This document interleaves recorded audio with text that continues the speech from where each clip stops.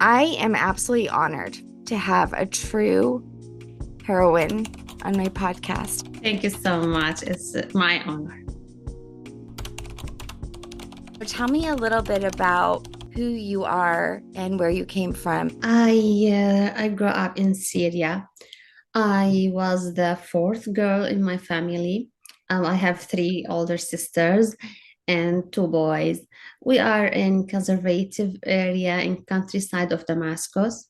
I was very good at school, and then I wanted to be an engineer. I felt like it's something not normal. I mean, I always was ambitious, and I always asked why there's differentiation between girls and boys, because traditions which differentiate and allow to boys many things that are not allowed for girls. So yeah, I wanted to be something different, something important to approve myself, to say that women can do anything, girls can do anything like boys. So yeah, my father didn't allow me to study engineering, and he said this is not something for girls and for women. And actually, that time I couldn't insist, or I couldn't fight for my dream. And because I was very good at school, I was able to study medicine. I mean, to be a doctor in Syria that need high remarks. So I studied medicine, and my father said, yes, it's okay to study medicine and to be a doctor because doctors have like good position in Syria and everyone respect them. So I started studying medicine, and then I like it. And I thought that I will be able to help do a lot of things. When I was at fourth year of medical school, I decided to be pediatrician. And I thought that I will work with children and, make them happy, try to help them. But suddenly, when I was at fifth year, the Syrian revolution started, the peaceful protest started, and then the Syrian regime and its allies started to shoot people, to kill them. Then the war planes bombed and the safe cities, target everything, targeted hospitals, schools, primary schools, residential areas, and kill like everyone who protest against them. I that decided to stay in my town in Eastern Ghouta next to Damascus, and then the Syrian regime besieged us. I was graduated in 2012 and started studying pediatrics. But then the Syrian regime besieged us. I decided to stay and to help the people do what I can do. I have, not long experience, but I could do something. So I believe I can help. That's why I decided to stay and work. In the documentary, The Cave, the call from your dad, they were watering your flowers, which I thought was very sweet. But he made a comment saying, you were stubborn, which I am too, and that maybe if you were a boy, it would have been easier. How did you feel about that? Like, it didn't seem like he was being mean or anything. This is just the culture and how it had been. If I was a boy, of course, it would be easier. Everything is easier for boys, for men in my community. Everything is easier. They can do what they want. They can be what they want to be. They can study. They can work. They can, But the woman always being criticized for everything she does. I mean, everything that they consider it not normal. It's normal things, but I mean, they consider this not normal. So, like to be a manager of the hospital, it's not normal for them. To work in some place like above men. I mean, you are the manager and men worker working under you. This is unacceptable for in my community. Like for example, to be an engineer for and some other careers, they think that it's not allowed, it's not okay, and they don't convince you if you ask why. I mean, they have sometimes no answers. They sometimes say it's the religion, but it's not the religion. I mean, I'm Muslim, also nothing in my religion prevent this. So yeah, everything is easier for men. I was stubborn according to my community thoughts, to their, to their Yeah. think about. But here I'm not stubborn. I just wanted to be what I want, what I love, work what I love. So it's not being stubborn, but I mean, my sisters were easier than me, like easygoing with my father. He told them that they have to get married earlier, and they said yes. I mean, but I said no, I wanted to study. That's why he thinks this. And I can totally understand what he's thinking about, Yeah. what he's talking about. When I become a doctor, he was proud of me, talking everywhere and saying my daughter is a doctor. And also after I work in the hospital, he was proud of me that I do. Although he advised me not to be the manager of the hospital, he said you can't do it, men will fight Right. you. Yeah, but he was happy because I succeed. And unfortunately, I lost my father last year. Yeah, I couldn't see him after like 5 years of leaving Syria. I was dreaming of coming back to see my father, to tell him, what happened to me. I got married, I have kids, and he wished to see my kids. I had one boy only when he passed away. He always wished to meet my husband and my son. But this is what happened, I lost him. I couldn't see him again. I'm so sorry. There was a little girl in the documentary. We were talking to her, and she had lost her dad. Well, there's probably many little girls who had, but this little girl I found was very interesting, your conversation with her, because you asked her, what does she want to be when she grows up? And it was almost as she didn't look into the future no more. Like she was just trying to survive. It just broke my heart. Exactly. And this is the situation of the children of Syria. I mean, many millions of children. Many children who born after 2011 and after this, they born in the war, the circumstances. They know nothing, only like war, bombing, starving, cold in the winter, and you know their situation. You can imagine. I mean, they will not think about the future because they are hungry. They will think about how to eat today. I mean, they are cold. And I hear just a video yesterday. A child said, "We are crying of cold." I mean, there's nothing for heating. This is their situation. You can't ask about education, about going to school, about, I mean, this is very important for children, but this is the whole generation situation. So I wanted to write this book also to tell their stories, their situation, to, spot a light about this, remind the world who forgot about Syria. I mean, everyone forgot about Syria, especially there's many crises in the world now. And yeah, these children still suffering. Like UNICEF said like few years, like 2 or 3 years ago, that there's 2 million child can't go without education. I mean, 2 million. This is a very big number. Maybe now it's higher, and a lot of organizations now cut off or less the humanitarian aids which was delivering for Syria. So this is, perfect. I mean, can you imagine the situation of their children now? Do they have hope? What are they thinking about? I can barely even stand it. But I don't want to be ignorant to it either. I don't want to turn my cheek and not know. I think it's important to know.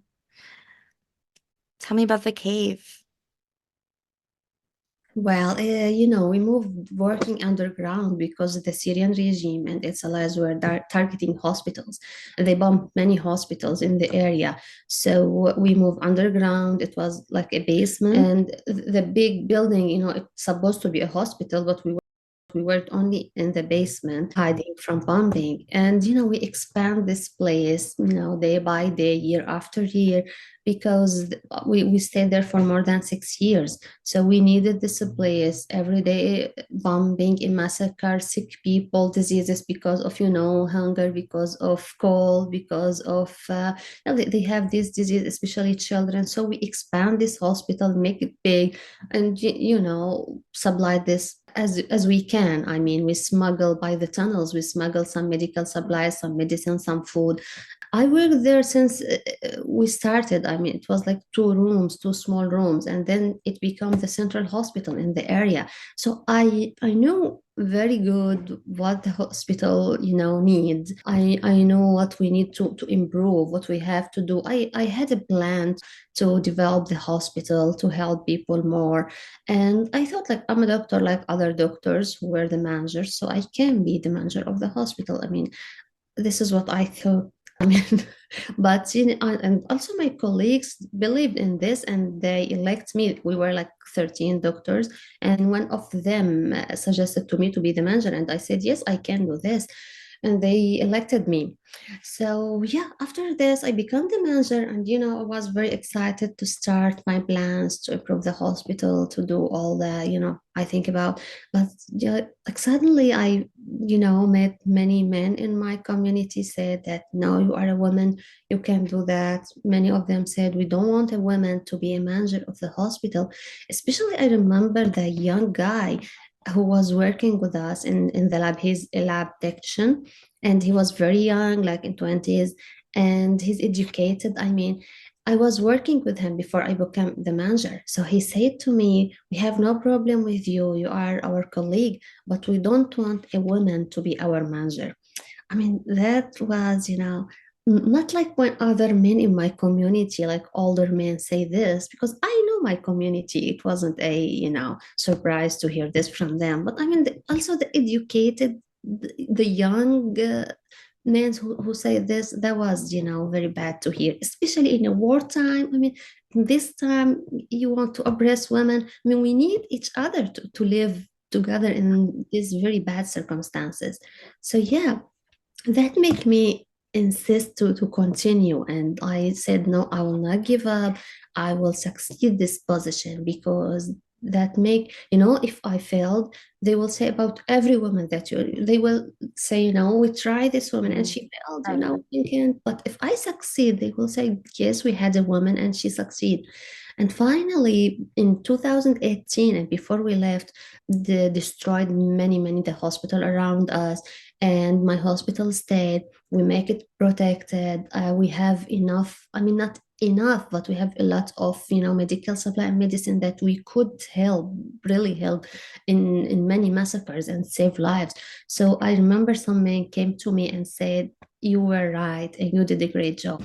And I was proud to hear this and was very happy. I mean, amid of everything bad around us, but I was happy to hear this. I felt like I achieved something for other women, not only for myself. Like, how old were you then? I was when I became the manager 29 in 2016. I was 29. Yeah. Yeah, Mm. the circumstances around us makes us always older, maybe, or that wasn't my thoughts of my mind before the war. I mean, I was just a medical student. I have my dreams, become when I become a doctor, a pediatrician. Everything changed after 2011. Everything. I just was thinking about the war, the bombing, the hospital, seeing only blood and destruction around us. Everything we see is, I mean, it's terrible. So yeah, everything changed. I feel like I have this, it's long experience. So I feel I'm really older than many people who are in just, the numbers of the age.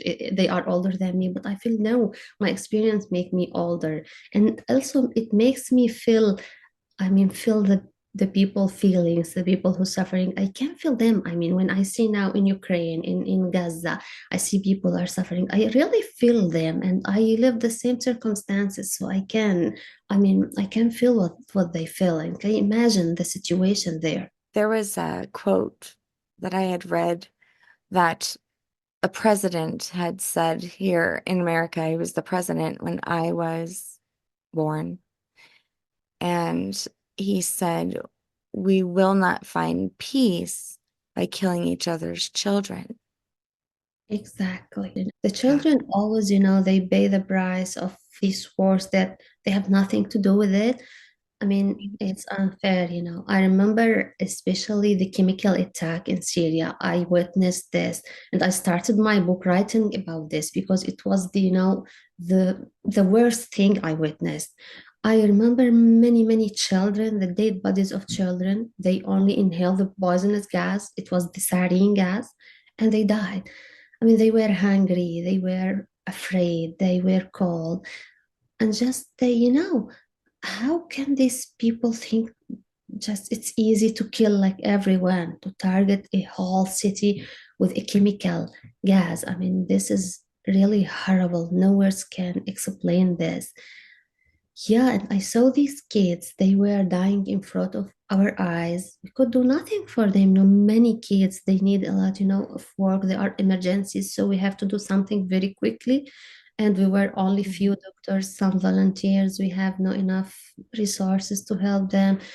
So that was horrible. And now seeing, children are being killed, the children suffering, it's really horrible. I can feel this. I mean, yeah, I just can look at my children and think, I mean, all the children are innocent. They have nothing to do with this war and this bombing. I have no Not words. fair. It's disgusting. It's evil. It's pure evil. Yeah, I just can't even imagine. How did you manage to stay there for 6 years? I never expect that I will witness these massacres and these horrifics. I just was, I stayed because I wanted to help. And many doctors fled at the beginning. So I see that I can do something, so I can stay. And it started when I see a little child, he was like 12 years old, and they shot him in the head because he was walking next to the a demonstration.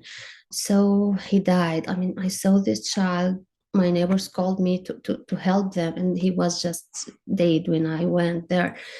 So I thought, I mean, these people need help.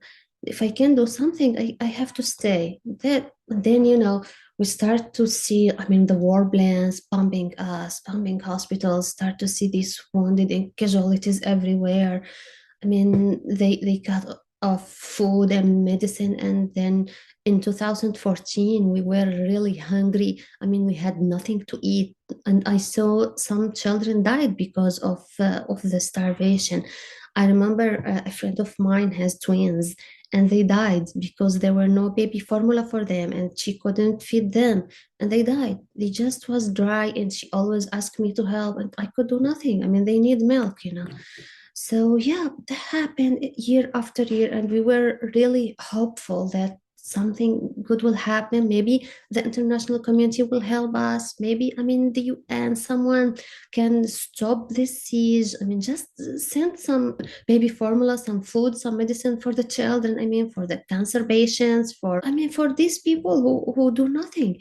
But yeah, this doesn't happen. I mean, we waited and waited, and we were really hopeful. We were looking for the Security Council meetings, and we said maybe something will happen, but nothing happened. I mean, I had this chance to leave by the tunnels when we make the tunnels, but I said, I mean, there were not enough doctors, and if I could help, I have to stay again, and decided to stay. Till 2018, they forced us to leave, and they recontrolled the area after a big military campaign from Syria and Russia, the Syrian regime and Russia. And yeah, they bombed every second, like for 1.5 months. Very, very, heavy bombing. They killed a lot of people, and they then forced us to leave. They said, you leave or we kill all of you. So yeah, we had to leave. Oh my God. Now, you also were able to have found love in your life during this time as well, which is hard to imagine in the situation, but he brought you hope. I heard you say. Yes, yeah, life just continues. And yeah, I left Syria to Turkey and I met my husband there. And, started our journey as Syrian refugees. And this is, there's a lot to talk about this. But yeah, we end up here in the US. We have kids. So I'm happy because I have, family and I'm safe here now. And I'm doing my best. What I could do, I mean, to help everyone who's still suffering. I'm working now as advocacy officer in the Syrian American Medical Society. Through this organization, we try, to help, to do our best. I mean, this organization doing great job. They supported the Kiev hospital when I was there, and now we support many, medical facilities. We make medical training, especially for females. We like, for example, we graduated nearly 100 midwives. They make, huge impact on on northwest of Syria. So yeah, this is what we do, help the refugees, especially in neighboring countries, Turkey, Jordan, Lebanon. There's a lot, to do for these people. I mean, millions living in camps now, and you know the situation in camps, so they need everything. So yeah, we Oh my try to God. do our best with other organizations, but this is never enough. People still need more. Yeah. And then I think about even the natural disaster that hit Turkey and Syria, but Syria was just affected, was it not? And in the areas that were already struggling and under war. Exactly. The earthquake was horrible. I mean, yeah, especially there's no like formal government for the area in Mm. Northwest, and it was like really a big disaster for the area. It affected everyone. It killed a lot of people, and the humanitarian aid was late, like for a few days to enter there. I mean, yeah, no one talked about Syria, and many some countries they helped the Syrian regime, although the earthquake hit more in the northwest. I mean, these areas that out of the Syrian regime control.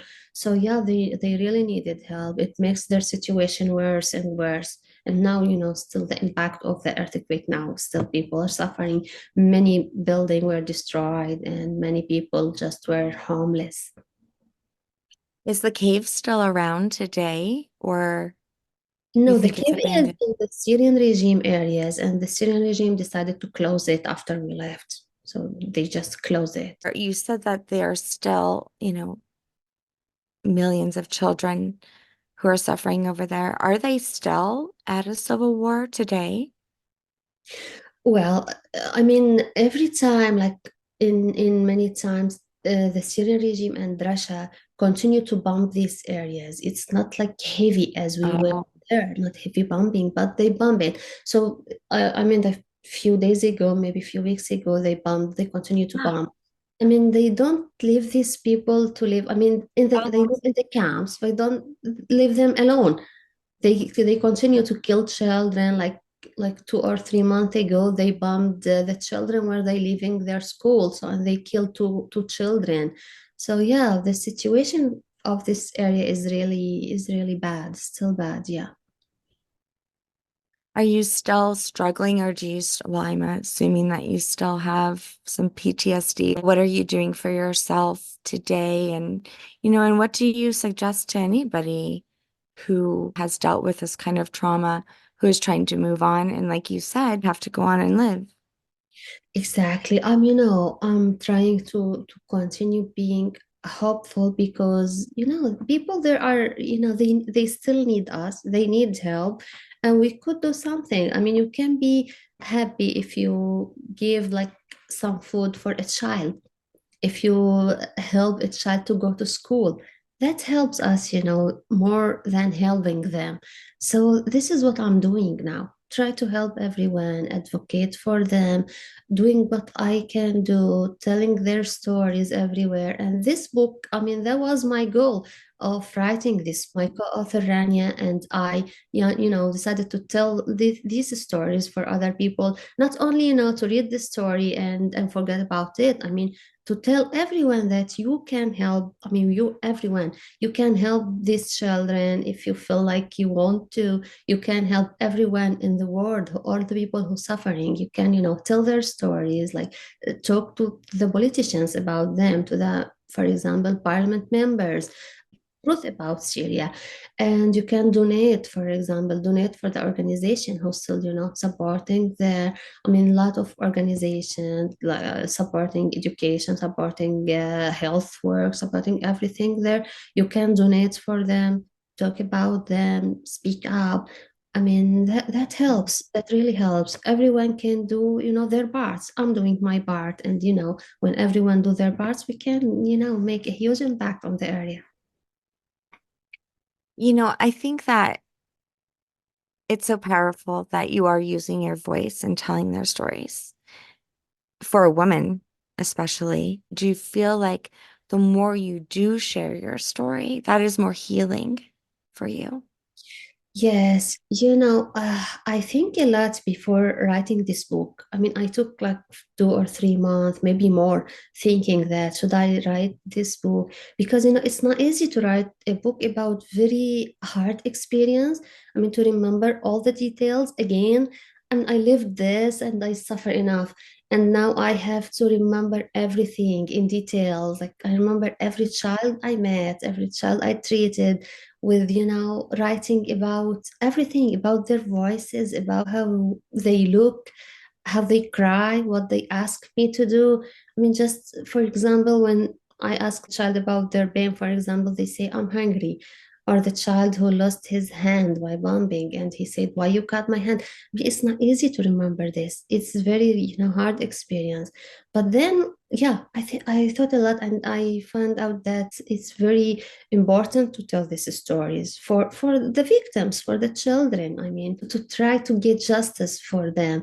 We shouldn't forget them, and to try to help the others who still, living, as I said, in camps or everywhere in Syria. People are suffering. The earth is controlled by the Syrian regime. Also, they are oppressed, and they have also suffering. I mean, the high prices they suffer to get food and medicine and everything. So I think this is really needed. And I had to do this. I mean, tell everyone through this book about these stories, about what people need, and tell everyone that you can help them. Hmm. Oh my God. We need more human beings like you in the world. We really do. Thank you so very much for sharing your story. Do you know of like a reputable, like trustworthy organization that people can donate to? Because I think that that's also a concern that there's so many, scams out there. And, if you do donate money, like you want to make sure that it's, just someone who is legit. Well, there's many trusted organizations actually. I worked for the Syrian American Medical Society, which is called SAMS. That's why I mentioned this organization. But there are many, many organizations you can trust. Just search about this. It's not hard to find it. It's big Okay. organizations. A lot of people donate for it. So, I mean, it's not hard. Let me not, mention some. I forgot some. I mean, many organizations are really helping. Thank you for So asking. just research. Yeah. Yeah. And so your book it's available now. On 5 March, I'm How exciting. Are you yeah, excited? really excited. So yeah, You allowed the cameras to follow you around for a long time. How long did they follow you around to make the nearly, cave documentary? nearly for 2 years. Wow, that's a lot to have cameras following you. It's a lot. It was very hard at the beginning, but then, we can focus on many things than the camera. So there were, many things to Yeah. work, focus on. So I forgot about the camera. After just, maybe 1 or 2 months, I really forgot about the camera. How old are your boys? My oldest boy is 2 years old, and I have 7-month-old twins. Oh my gosh, you are busy right now then. I'm very busy. I'm trying, to do everything, but it's not easy. Oh, oh my God, I can't even imagine. It is, yeah. It's really Oh my hard. gosh, are you getting any sleep? I'm trying, and I have no family here, so this is yeah. I'm happy with these kids. I think they are like a gift from God. I mean, yeah, I'm just happy with it. And at least they're safe and they can sleep safely in their Yeah, beds and you can, sleep sound too, knowing that they're safe. yeah, exactly, exactly. That's why, I'm really happy to find them here around me, warm, safe, and I wish this for everyone. And I wish, honestly, that you could have had this in Syria. Inshallah, inshallah, hopefully, the situation will get better. We wish this, trying to do our best.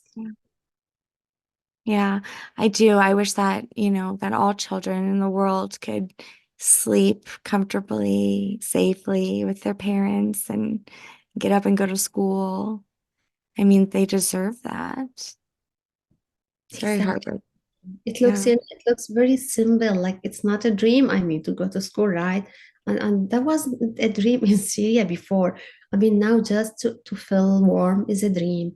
To live in a house is a dream. To go to school is a dream. I mean, it was like this. It's really simple. It shouldn't be like this. Yeah, it's so terrible. Yeah, I get mad at my country, to be honest with you.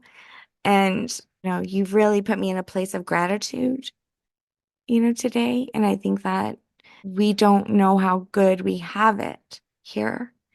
And I think that by hearing these kind of stories, some people say don't watch the news, but that's, maybe pick and choose, what news you watch or how much, because some of it can be, very damaging and depressing if you watch it too much. But I feel like it is ignorant not to know what's happening in the world. I think Exactly. that, yeah. I believe that everyone have to know. I mean, not watching like the scenes that make you, heartbroken and make you depressed, sometimes, it's not okay. I mean, we don't need this. We don't want you to watch and I mean amputated children, these children who are bleeding and crying. This is really heartbreaking. I mean, but just at least you know about them, you know about the situation, about the truth, and because you have to try to help. I mean, everyone have to try, to help these people. It's responsibility as a human beings. It's, our role of this earth to help everyone. So yeah, just you have to know about them. Think technology. It's a blessing and a curse. I mean, it's beautiful that I can see you and it's like we're together in this space and it's a miracle that we are. But, it also creates empathy where, long ago we didn't know, we couldn't see it happening. So I feel like our generations are getting more empathetic. Like you said, you can feel when you were hearing and watching what's going on in Ukraine and in Gaza. It's that double-edged sword. It's like ignorance is bliss when you didn't know what was happening. But I think that it's causing humanity to become more empathetic and to be more compassionate human beings. Exactly. Hopefully.